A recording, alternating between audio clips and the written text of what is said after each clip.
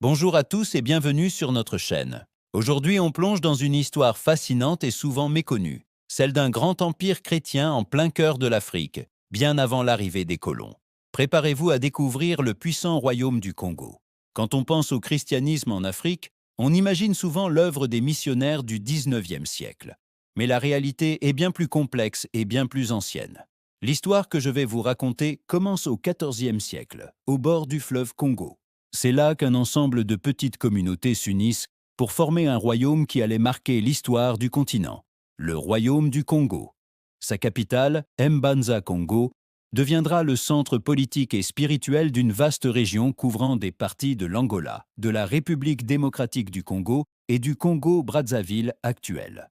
Ce royaume était incroyablement bien organisé. À sa tête se trouvait le Mani-Congo, un roi élu par un conseil de grands électeurs. Il ne s'agissait pas d'une monarchie absolue où le pouvoir se transmet de père en fils. Non, le Mani-Congo devait prouver sa valeur et son leadership pour être choisi. Le royaume était divisé en provinces, chacune dirigée par un gouverneur qui collectait les impôts et rendait la justice au nom du roi. L'économie reposait sur l'agriculture, l'artisanat du fer et du cuivre, et un commerce florissant de tissus en fibres de palmier, de poterie et de sel. C'était une société structurée, avec ses propres lois et